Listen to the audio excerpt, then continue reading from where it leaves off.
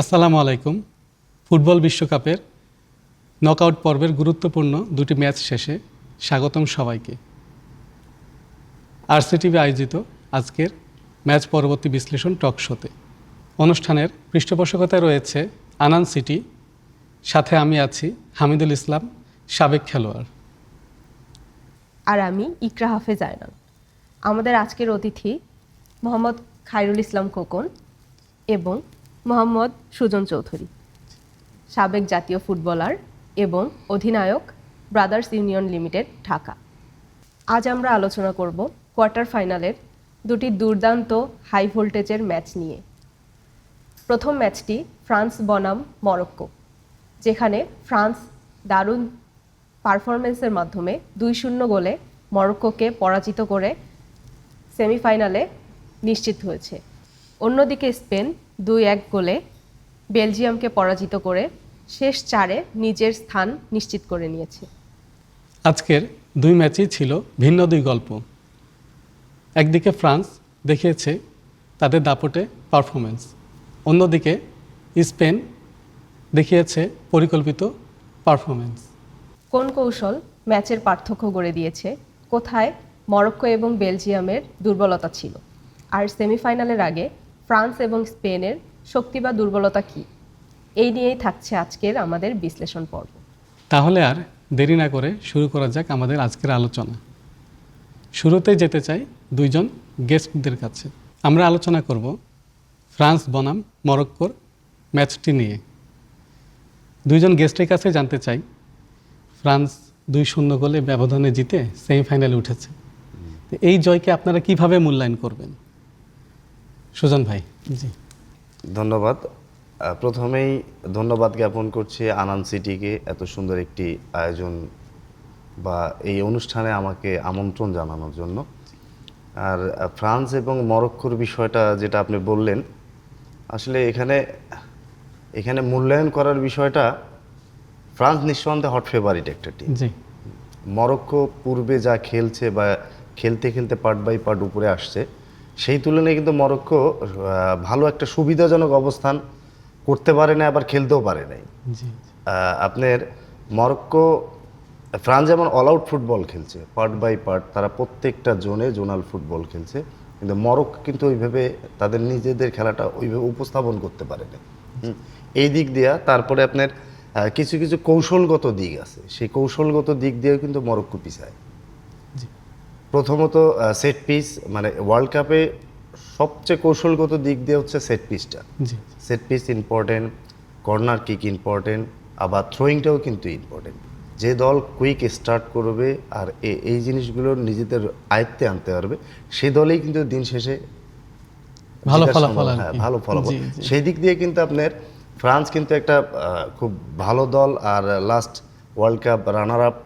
হ্যাঁ, এবার আমার মনে হয় যে ফ্রান্স চ্যাম্পিয়নের তকমা নিয়েই সম্ভবত ওয়ার্ল্ড কাপ শেষ করবে, কারণ তাদের যে গতি, তাদের যে স্টাইল বা কৌশল, মানে আমরাও ধারণা করছি সেরকমই, যদিও খেলা গোলবলের মাঠে যে তাদের সর্বোচ্চ পারফরমেন্সটা ভালো দিতে পারবে এবং দিন শেষে ভালো আউটপুট বের করতে পারবে, তারাই আর কি জয়ী, আর কি জয়ের মুখটা দেখবে আর কি। আর সেদিক দিয়ে আপনার ফ্রান্স কিন্তু 2-0 গোলে যদিও জিতছে, জেতাটা ছিল কিন্তু আরো বেশি, জি, জেতা উচিত ছিল আরো বেশি, 3-0। যদি এমবাপ্পে প্লান্টিটা মিস না করতো, জি, জি, তাহলে আজকে কিন্তু মেসির উপরে থাকতো, জি। টপ স্কোরার হিসেবে মেসির উপরে। এবং বেশ কিছু সুযোগও কিন্তু মিস করেছে তারা, বেশ কিন্তু কিছু এমবাপ্পেকে যেভাবে আর কি টর্চার করে, ফুটবলের ভাষায় টর্চার করে, জি, জি। সেই টর্চারিং এর কারণে কিন্তু এমবাপ্পেকে কোচ উঠাই নিতে বাধ্য হয়েছে, কারণ সেমিফাইনাল ইম্পর্টেন্ট ম্যাচ। রাইট, হ্যাঁ, ভাইটাল ম্যাচে ভাইটাল রোল প্লে করার জন্য এমবাপ্পেকে রেস্ট দেওয়া হয়েছে। রাইট। এটাই। এবং খেলাটাও যেহেতু বড় খেলা, সেমিফাইনাল, এবং এমবাপ্পে তাদের কি প্লেয়ার, হ্যাঁ, হ্যাঁ, মেন প্লেয়ার আর কি। জি, জি। খায়রুল ভাই। ধন্যবাদ হিমেল ভাইকে। সেই সাথে আজকের আনান সিটির পৃষ্ঠপোষকতায় আরসিটিভির যে আয়োজন, এই আয়োজনে আমাকে আমন্ত্রণ জানার জন্য বিশেষভাবে কৃতজ্ঞতা জ্ঞাপন করছি। সেই সাথে আরসিটিভির সকল দর্শকের প্রতি আমি শুভেচ্ছা জানাচ্ছি। ভাই, এদিকে যদি আমি মনে করি যে ফ্রান্স এবং মরক্কোর এই খেলাটি অবশ্যই হাই ভোল্টেজ একটি ম্যাচ ছিল, এবং আমি মনে করি ফ্রান্স শুরু থেকেই পরিকল্পিত খেলেছে। জি, ফ্রান্সের এই পরিকল্পনা এবং ফ্রান্সের এই খেলার যে পারদর্শিতা এটা আমরা উপভোগ করেছি। অবশ্যই খুব সুন্দরভাবে আমরা দেখেছি তারা খেলেছে, এবং সেই সাথে তাদের যে হচ্ছে রক্ষণ বিভাগও ছিল পরিকল্পিতভাবে, আবার তারা অ্যাটাক করেছে পরিকল্পিতভাবে। তো এদিক থেকে আমি মনে করি যে তারা সামঞ্জস্যপূর্ণ একটি খেলা খেলেছে, ভারসাম্য ধরে রাখতে পেরেছে, এবং এর মাধ্যমেই ফ্রান্স কিন্তু এগিয়ে গিয়েছে মরক্কোর থেকে আরও বেশি। যদিও ভাই বলছিলেন যে ফ্রান্স এখানে হট ফেভারিট হিসাবেই ছিল, গতবারের ফাইনাল খেলেছে, রানার্স আপ ছিল, তো সেদিক থেকে অবশ্যই ফ্রান্স ভালো খেলবে এটা আমাদের আশা ছিল। তবে মরক্কো কিন্তু শুরু থেকে অনেক ভালো খেলে আসছিল এই আসরে, তো সেদিক থেকে খুব হাড্ডাহাড্ডি একটি লড়াই আমরা দেখেছি, খুব উপভোগ্য ছিল ম্যাচটি। না না, খায়রুল ভাইয়ের সাথে আমি একটু দ্বিমত পোষণ করছি। হাড্ডাহাড্ডি বলা যাবে না, কারণ 65% কিন্তু আপনার ফ্রান্স খেলছে, জি জি, হ্যাঁ, বল আর পজিশন 35% কিন্তু আপনার মরক্কো খেলছে, যেটা মরক্কো কিন্তু 65% খেলার কথা। মানে আমরা যারা দর্শক সাপোর্টার, জি। আমাদের কিন্তু প্রত্যাশা ছিল মরক্কো অবশ্যই 65% ফুটবল খেলবে। লাস্ট খেলা যেগুলো ওরা খেলছে, কামব্যাক করছে, আর সে দিন শেষে কিন্তু ওরকম সুযোগও তারা বিল্ড আপ করতে পারেনি জি মরক্কো। জি, মরক্কো। সুযোগটাকে কাজে হ্যাঁ, লাগাতে পারে, সুযোগটা- কিন্তু আমরা প্রত্যাশা যেটা- করছিলাম যে মরক্কো হয়তো বা আরো বেশি ভালো খেলতে পারে। জি তবে তারা কিন্তু রক্ষণ বিভাগেও তার অনেক ভালো দক্ষতা দেখিয়েছে মরক্কো, তো এটা আমরা না, বলতেই পারি। রক্ষণ ভাগ তো মরক্কোর সবসময় বলা যায় যে একটা ফেভারিট, মানে সবচেয়ে ভালো আর কি বলা যায়। যদি লিস্ট করা যায় সিরিয়ালে 1 2 3, তো এই এখন পর্যন্ত যে কটা দল আছে তাদের মিডিল পয়েন্ট যারা মানে মধ্যভাগে যারা খেলে, গোলরক্ষক কিন্তু ওভারঅল সব ম্যাচই ভালো করছে। লাস্ট ম্যাচ কিন্তু আমার মনে হয় না যে স্নায়ুর চাপে ভুগতেছিল কিনা। হাকিমি তাদের যে মেন হ্যাঁ, প্লেয়ার, এরা আমরা কিন্তু টোটালটাই হাকিমিটাই কিন্তু আর কি- মানে টোটাল ফুটবলটা এরা যেভাবে টোটাল ফুটবল খেলে, অল আউট ফুটবল খেলে, আপ অ্যান্ড ডাউন করি, দুই উইংকে কাজে লাগায়, সেই সূত্রে ফ্রান্সের এগেনস্টে জানি না এদের কিভাবে এরা আপনার ওই যে আপনি গ্রামের ভাষায় বলে না, খেই হারায় ফেলে। জি, জি। হ্যাঁ, লক্ষ্যভ্রষ্ট শট থাকে, তারপরে পজিশনাল ফুটবল দিতে পারতেছে না, জি। যেটা কিন্তু পূর্বে ম্যাচগুলোতে সুন্দর 1 টাচ 2 টাচ করে এভাবে ফুটবল খেলছে। লাস্ট ম্যাচ কিন্তু ফ্রান্সের এগেনস্টে খেলতে পারেনি, হয়তোবা স্নায়ুর চাপ অথবা দর্শকদের বা বড় দলের কৌশলগত একটা দিক, খেলার, হ্যাঁ, জি। এগুলো একটু সমস্যা থাকতে পারে।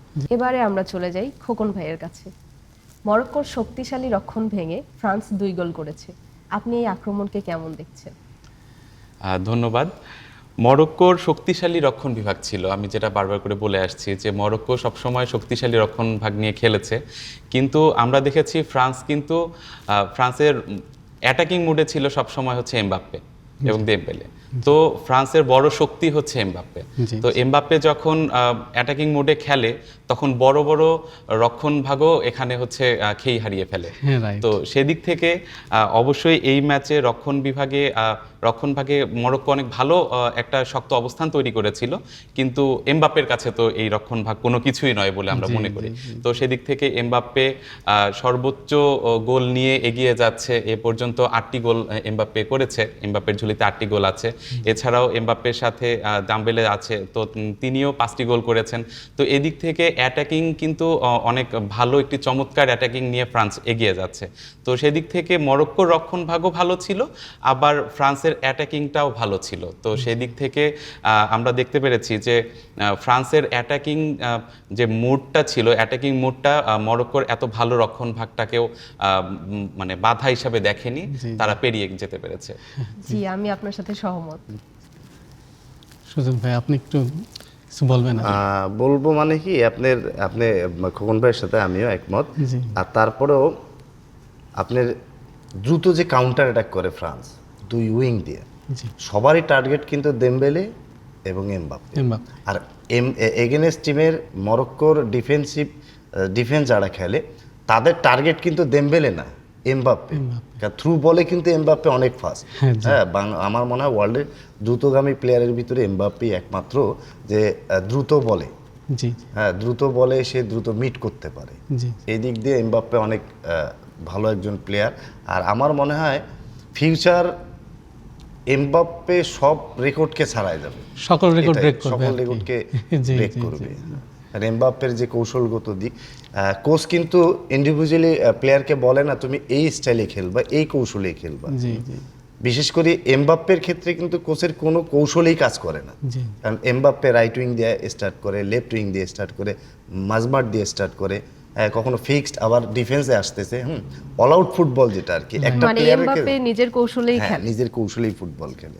যেমন অনেক মেসি মেসি দাঁড়ায় আছে, হুট করে মেসিকে বল দিচ্ছে, মেসি খেলতেছে, বাট এমবাপ্পে নিজেই কিন্তু বল নিয়ে আসতেছে মাঝে মাঝে, আবার ডিফেন্সকে হেল্প করতেছে, উইংকে হেল্প করতেছে, মানে অল আউট ফুটবল, যে ফুটবলের ভাষায় অল আউট ফুটবল, যে সেই ফুটবলটা কিন্তু এমবাপ্পে খেলতেছে। এই জন্য এগেনস্ট টিমের যে রক্ষণ ভাগ, এমবাপ্পেকে যে মার্কিং করবে, সেই মার্কিং করার সুযোগ থাকে, সুযোগটা থাকে না। কারণ সে তো অল আউট ফুটবল খেলছে। একটা জায়গায়। প্লেয়ার যদি একটা জোনে ফুটবল খেলে তাহলে তাকে মার্কিং করা যায়, আর এমবাপ্পে কিন্তু একটা জোনে খেলতেছে না, সে টোটাল জোনেই ফুটবল ফেস করতেছে, জি, এই কারণে তাকে কিন্তু মার্কিং করা সহজ না।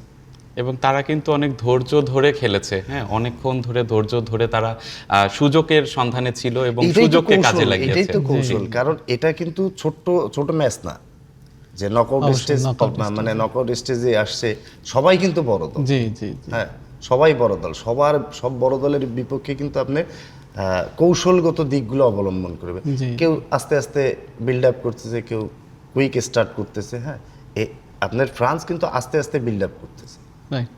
বুঝছেন? এই কারণেই তাদের এই কৌশলের কারণে হয়তো বা রেজাল্টটা আরো বড় হইতে পারতো জি, এমবাপ্পে থাকলে, কিন্তু ওই যে কোচের কৌশল, জি। এমবাপ্পেকে সেমিফাইনালের প্রয়োজন, আমার এই ম্যাচে আর প্রয়োজন নেই, আমার 2টা গোল হচ্ছে এনাফ। জি, সুজন ভাই, মানে মাঝ মাঠের দুই দলের খেলার কোন দলকে আপনি এগিয়ে রাখবেন, এবং ফ্রান্স যে জিতলো তাদের মূল কৌশলটা কি আর কি জিতার? ধন্যবাদ। আসলে মূল কৌশল এখানে, কৌশল তো মানে কৌশল প্রথমে স্টার্ট করে কোচ, জি ফরমেশন স্টার্ট করে, যে আমি 4-3-2 এরকম ফরমেশন করব, 4-2-1, হ্যাঁ, বা 3, মানে ফরমেশন কিন্তু অনেক, ফুটবলে কোচ ফরমেশন ঠিক করে, জি, খেলে কিন্তু প্লেয়ার।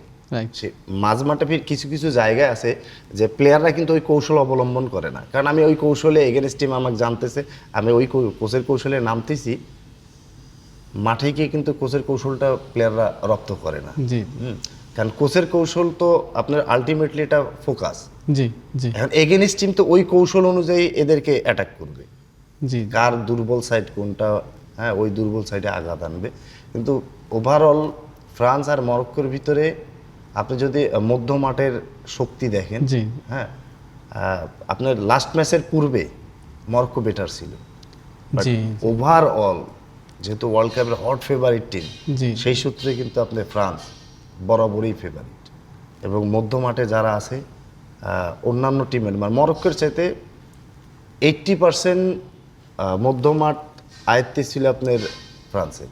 আচ্ছা, এই কারণে কিন্তু ফ্রান্স খুব সহজেই বিল্ড আপ করতে পারছে, খুব সহজে 1-to-1 ফুটবল খেলছে, খুব সহজেই গোল আদায় করতে পারছে। হয়তো প্রথম হাফে তারা একটু ম্যাচকে রিড করছে যে এগেনস্ট টিম আসলে পূর্বের মতো খেলতেছে কিনা, জি, এই রিড করার কারণে সেকেন্ড হাফে তাদের জন্য সহজ হয়েছে।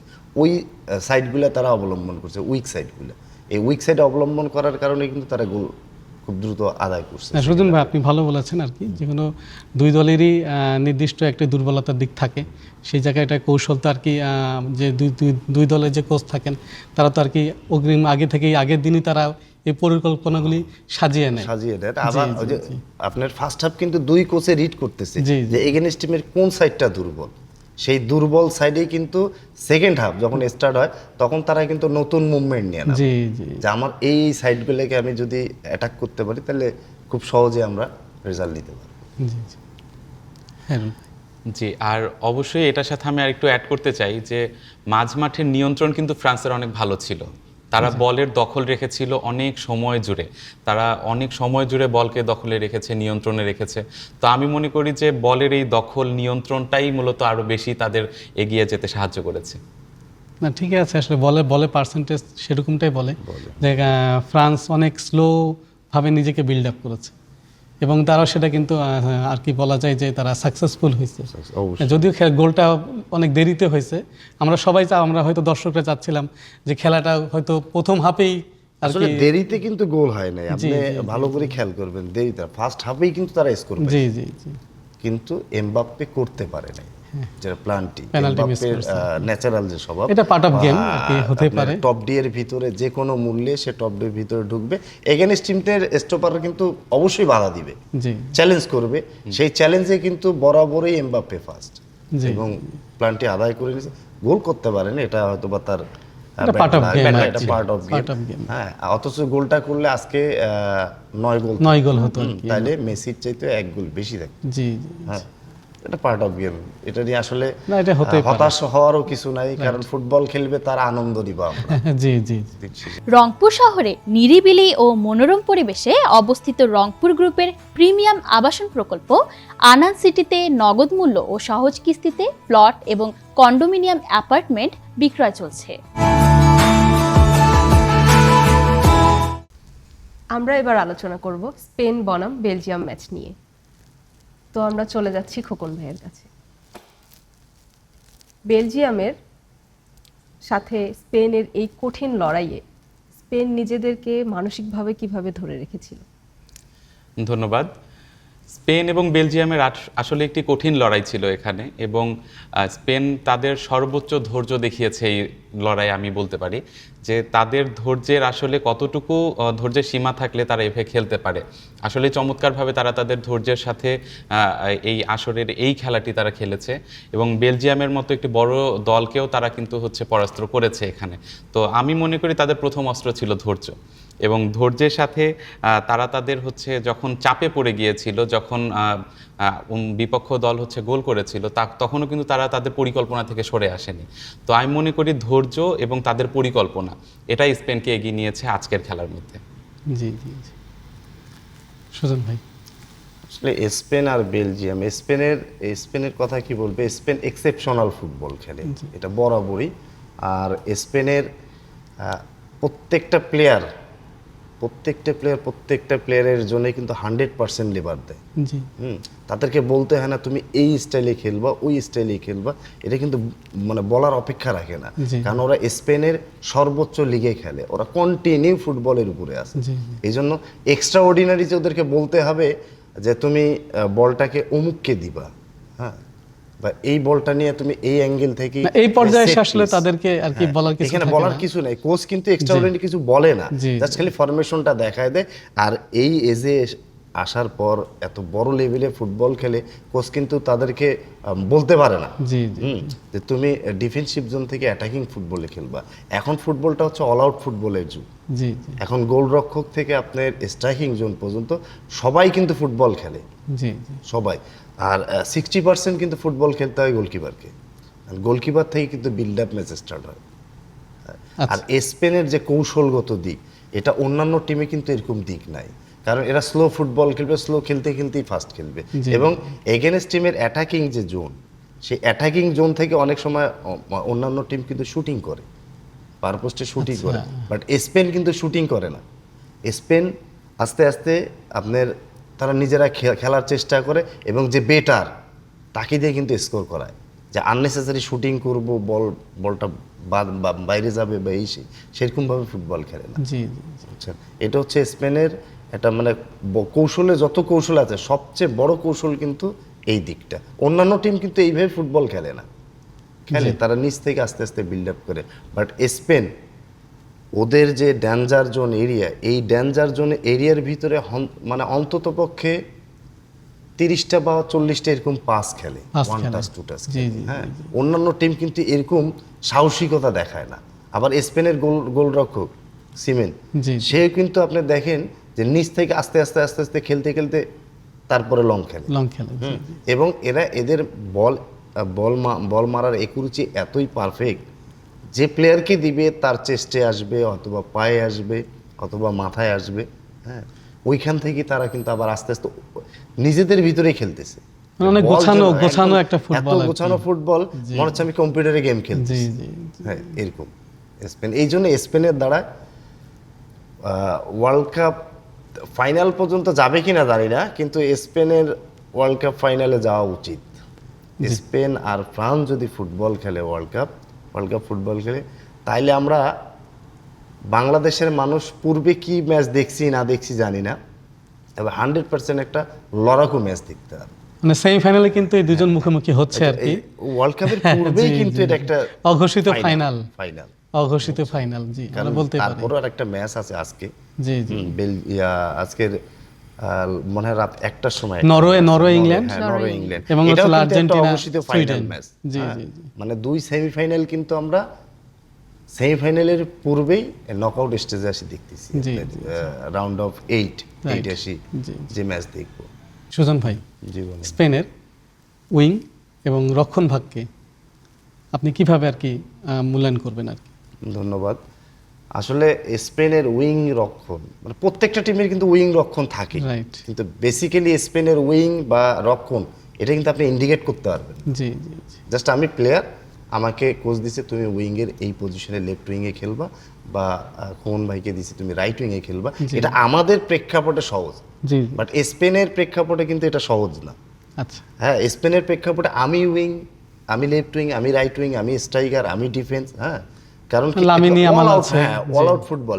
লামিনী ইয়ামালকে আপনি দেখবেন সে এক জায়গায় কিন্তু স্থায়ীভাবে খেলে নাই। জি জি যেমন আপনার স্পেনের লামিনী ইয়ামাল, তারপরে এমবাপ্পে ফ্রান্সের। ফ্রান্সের, জি। সে কিন্তু একক জায়গায় খেলে নাই। আর স্পেন কিন্তু একক ফুটবল খেলে না, সমষ্টিগত ফুটবল খেলে। জি। তাদের কৌশলগত দিক হচ্ছে সমষ্টিগত ফুটবল খেলবো, এবং এটা নিয়েই আমরা দিন শেষে এখান থেকে রেজাল্ট বের করে মাঠ থেকে বের হবো, বুঝছেন? এটা মানে আপনার বেসিক্যালি যে বলবেন যে রক্ষণ টাইট থাকবে বা আপনার অ্যাটাকিং জোনে জি, জি, লামিনী ইয়ামাল থাকবে, এটা কিন্তু না।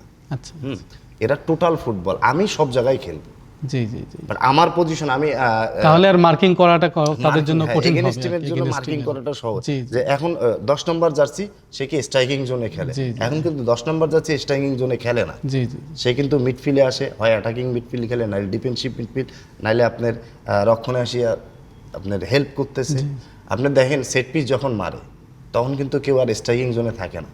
ওই যে 10 নম্বর জার্সি ইন্ডিকেট করা থাকে যে সে স্ট্রাইকার, সে কিন্তু ওই সিচুয়েশনে থাকে না। হয়তো বা ডিফেন্স স্ট্রাইকিং জোনে যাচ্ছে, আর স্ট্রাইকিং জোনে যে 10 নম্বর সে কিন্তু আলটিমেটলি চলে আসতেছে ডিফেন্সে। জি জি কারণ ফুটবলটা হয়ে গেছে এখন অল আউট ফুটবল। এখন ওই আগের ফুটবল নাই যে আমাকে ডিফেন্সেই থাকতে হবে, আমাকে উপরে যাওয়া যাবে না। হয়তো বা আমার জন্য গোল খাইলে পুরো দর্শক দেশ আমাকে ব্লেম দেবে, এরকম ফুটবল কিন্তু এখন নাই। এখন নাই, রাইট। আমার মনে হচ্ছে যে স্পেন কিন্তু সবসময় হচ্ছে যে উইংয়ের মাধ্যমে দ্রুত আক্রমণ করেছে, আবার সেই সাথে তারা হচ্ছে যে ক্রস দিয়েছে, সঠিক যে ক্রসটা ছিল তাদের, সেগুলো কিন্তু সবসময় বেলজিয়ামকে চাপে ফেলেছে, বিপদে ফেলেছে। তো এদিক থেকে স্পেন এই অ্যাডভান্টেজটাকেও কিন্তু কাজে লাগিয়েছে। তারা উইংটাকে সবসময় খুব দ্রুত করার চেষ্টা করেছে এবং তাদের ক্রসগুলো সঠিক ছিল। মানে প্রেসিং ফুটবলটা তারা ভালো জি, খেলেছে আর একদম। কি। জি সুজন ভাই, প্রযুক্তি দৈনন্দিন জীবনকে অনেক উপরে নিয়ে যাচ্ছে আমাদেরকে, তো আমরা প্রযুক্তির মাধ্যমে খেলাটা উপভোগ করছি। এখানে যে ভার একটা গুরুত্বপূর্ণ রোল প্লে করছে, তো আপনি এটাকে কিভাবে মূল্যায়ন করছেন?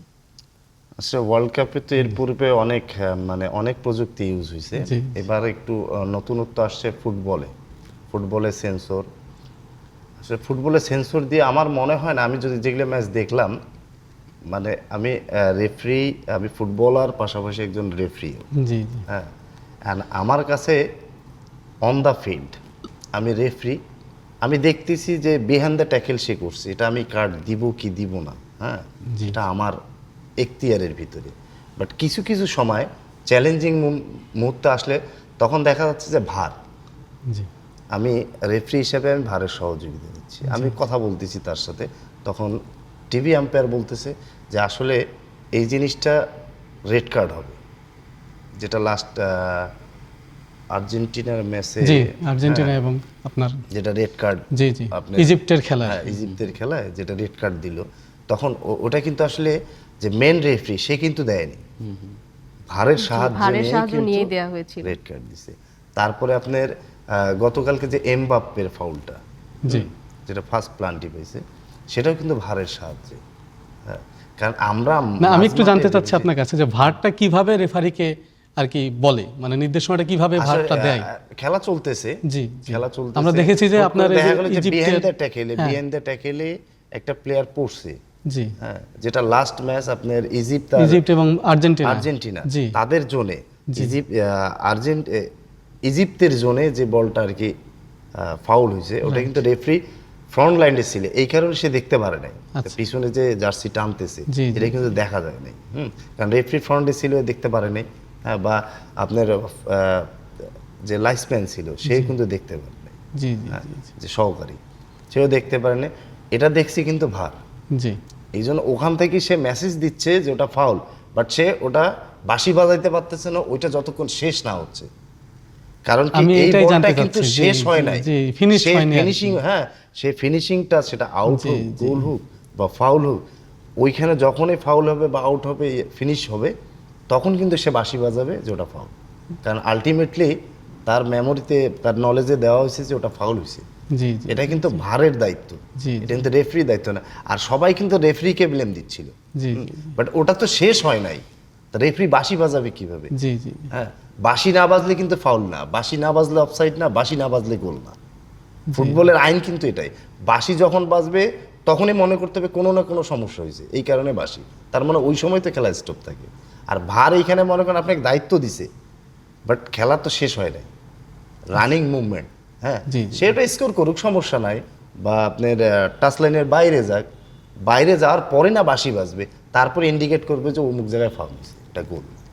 জি আচ্ছা, এটাই হচ্ছে ভারের গুণ আর কি, মানে ওয়ার্ল্ড কাপে। মানে ভারটা ভারকে কি, এই কারণে- ভারটা কি শুধু কি আপনার এই পেনাল্টি, তার দায়িত্বটা কি ভারের? না না, মূল ভারের দায়িত্ব কিন্তু কি আপনি শুধু একটু- প্লান্টি যে না, জি, জি, প্লান্টি দিবে তা না, জি টোটাল ফুটবলটাই হচ্ছে ভারের দায়িত্ব। টোটাল আচ্ছা। ফুটবলটা এই কারণে ভারের দায়িত্ব, আমি রেফারি হিসেবে আমি একটা জিনিস মিস করতেছি, জি জি জি যেটা আমি জানতেছি তারপরও মিস করতেছি। কারণ রেফারির দুইটা চোখ, প্লেয়ার কিন্তু 22 জন, জি জি 22 জন, আবার চতুর সাইডে তাকে আপনি ফোর্থ রেফারির দিকে নজর রাখতে হবে, ম্যাচ কমিশনার আছে, মানে টোটালটাই। আবার ফির দেখেন স্নায়ুর চাপও থাকে রেফারি। জি জি কারণ আর্জেন্টিনা ইজিপ্তের ম্যাচ, এটা একটা extra pressure, big match, lakh lakh দর্শক আছে স্টেডিয়ামে, ওকে সবাই দেখতেছে, মানে নানান ধরনের স্নায়ুর চাপ নিয়ে কিন্তু সে ম্যাচ চালাচ্ছে। জি, জি। আর ম্যাচ চালাইলে তো হবে না, আপনার পুরোটাকে রিড করতে হচ্ছে, কখন কোন জায়গায় এবং কি 2-0 foul হচ্ছে, গোলে না এগিয়েও হচ্ছে। ছিল ইজিপ্ট। হ্যাঁ, হ্যাঁ। ইজিপ্ট 2-0 গোলে এগাই ছিল। জি, জি, জি। এখন অনেকে মনে করছে যে ইজিপ্ট হয়তো বা 2-0 গোলে দিচ্ছে, এই একটা ফাউল, এই গোলটা বাতিল করলেও সমস্যা নেই। ফুটবল এমন একটা খেলা, আমাদের দেশের ফুটবল না, হ্যাঁ, বিশ্বের যে ওয়ার্ল্ড কাপ এমন একটা খেলা, লাস্ট 5 মিনিটে 2 গোল কেন, 5 গোলও হইতে পারে, অস্বাভাবিক Right, কিচ্ছু না, এটা গোল বল। Right. আর ওরা যে ফুটবল খেলে তাতে এভরিথিং ইজ পসিবল। জি জি জি আচ্ছা, না, আমরা দেখেছি আর্জেন্টিনা তাই তাই করে দেখিয়েছে। লাস্ট 12 মিনিটে তার তিনটি গোল, 2-0 গোলে পিছিয়ে থেকেও তার 3 গোলে 1 গোলে জয়লাভ করেছে আর। আমরা অনুষ্ঠানের শেষ পর্যায়ে চলে এসেছি। আমরা গেস্টদের কাছে কিছু জানতে চাইবো, তারা দর্শকদের উদ্দেশ্যে কিছু বলতে চান কি? ধন্যবাদ। আমি আবারও ধন্যবাদ এবং কৃতজ্ঞতা জ্ঞাপন করছি আনান সিটির পৃষ্ঠপোষকতায় আরসিটিভির এই চমৎকার আয়োজনে আমাকে আমন্ত্রণ জানানোর জন্য। সেই সাথে আরসিটিভির সকল দর্শকের প্রতি আবারও কৃতজ্ঞতা এবং ভালোবাসা। আমি বিশ্বাস করি আরসিটিভির এই আয়োজন আরও সফলভাবে এগিয়ে যাবে এবং পরবর্তীতে আবারও কোনো না কোনো আয়োজনে আমরা আবার মিলিত হতে পারবো, জি, এই প্রত্যাশায়। ধন্যবাদ। সুজন ভাই। ধন্যবাদ। আসলে এত সুন্দর চমৎকার একটা আয়োজন, এই আয়োজনে আসতে পেরে নিজেকে ধন্য মনে করছি। সেই সাথে ধন্যবাদ জ্ঞাপন করছি আনান সিটিকে, যারা আমাকে এই অনুষ্ঠানে আসার আমন্ত্রণ জানিয়েছে, আপনাদেরকেও। হ্যাঁ, এবং এই অনুষ্ঠানের বাইরে যারা কৌশলী রয়েছেন, যারা ক্যামেরাম্যান বা অন্যান্য যারা রয়েছেন, তাদের সকলের প্রতি কৃতজ্ঞতা যে আমরা এত সুন্দর একটা অনুষ্ঠানে আসতে পেরেছি এবং ভবিষ্যতেও যেন আসতে পারি। জি, জি। হ্যাঁ, সেই সুযোগ যেন আনান সিটি আমাদেরকে করে দেয়, এই জন্য আবারও কৃতজ্ঞতা। জি বিশ্বকাপের সৌন্দর্য এখানেই। প্রতিটি ম্যাচ নতুন গল্প তৈরি করে, নতুন নায়কের জন্ম দেয় এবং কোটি কোটি ফুটবল প্রেমীর হৃদয়ে রেখে যায় স্মরণীয় মুহূর্ত। আজকের মতো এখানেই বিদায় নিচ্ছি। আবারও দেখা হবে নতুন ম্যাচ বিশ্লেষণ পর্বে। সে পর্যন্ত সকলে ভালো থাকুন, সুস্থ থাকুন, ফুটবলের সাথেই থাকুন। আল্লাহ হাফেজ।